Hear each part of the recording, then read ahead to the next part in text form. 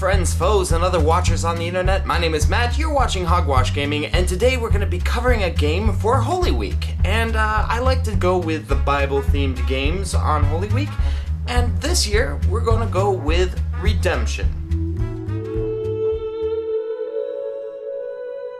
The board game of Redemption takes place in a city of darkness, and the goal of the game is to be the first player to get 6 points and reach the well in the middle of the map.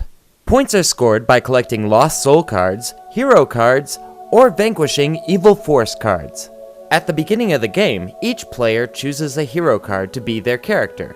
Every character is different, and their strengths are indicated by the different colored crosses in the corners. Most characters have 2 crosses, but some have only 1. They forego the extra point of specialization to roll an extra die every battle round. The Dark City has 4 entrance points, and those are the starting places for each player.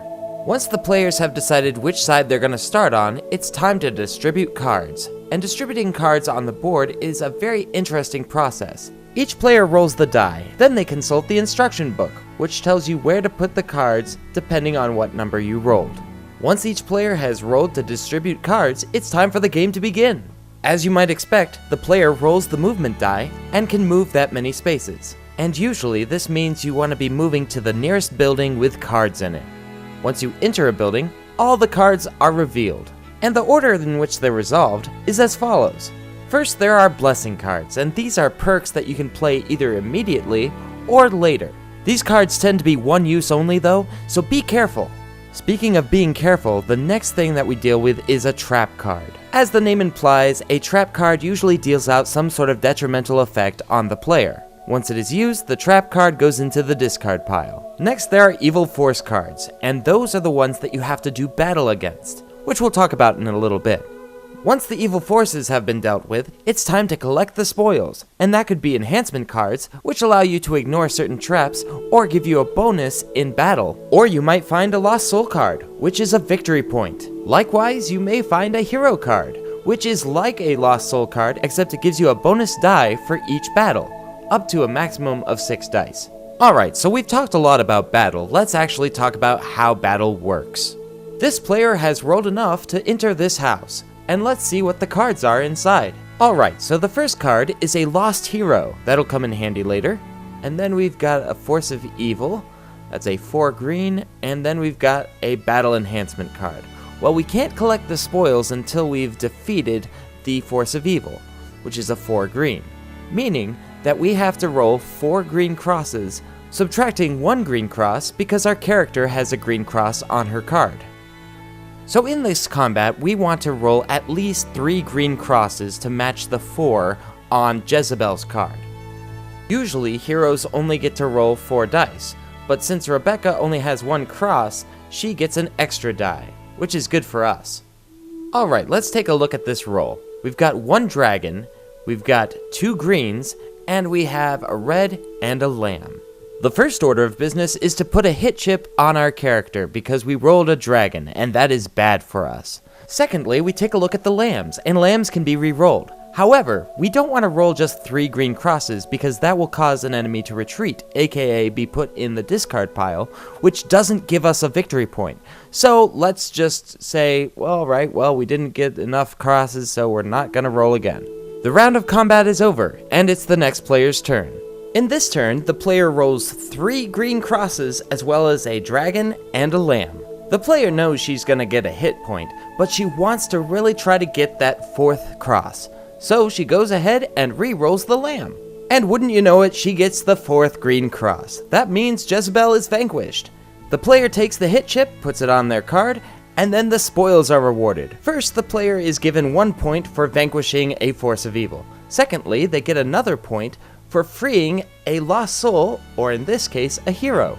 And since a hero has been saved, they get to roll an additional die every battle. And last but not least, we have the enhancement card, which has some fun abilities, as well as a color associated with it, which counts as a point against a Force of Evil of that color.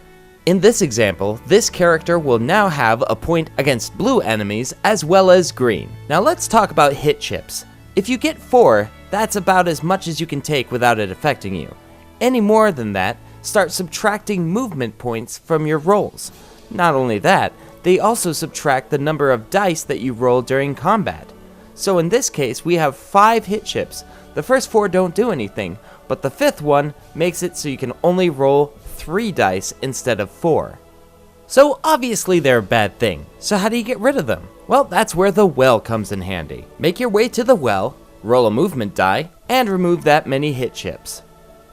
The last random rule that I want to cover is the battle blessing, which is when you roll 4 lambs during a battle. When you do this, it means you automatically vanquish the force of evil. It's not easy to do, but when it happens, it is awesome. So that's how you play Redemption, and it's a pretty fun game. I had a lot of fun, laughed really hard with a lot of shenanigans that happened on this map, and a lot of that was due to a lot of weaknesses in the game. One of the main mechanics that broke when my friend and I were playing was the fact that we couldn't win because there wasn't enough victory points on the board. The shuffle is really random, and I ended up fighting a ton of creatures that I couldn't win against, and my friend kept getting all of the bonuses. And I wonder if that would have been fixed if there was some sort of way to make sure that there was an even amount of bad guys on the map, or maybe if there was just a whole lot more cards on the map as a whole. Maybe just cover every house with at least 1 card, and then roll from there and see how many are stacked up there. That might make it a little more exciting, especially since there were only 2 players playing that time.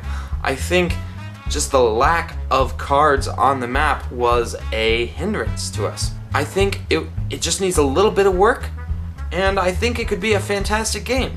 And if you've played this game, or if you'd like to play this game, let me know in the comments. And until next time, this is Hogwash, over and out. I'll catch you later.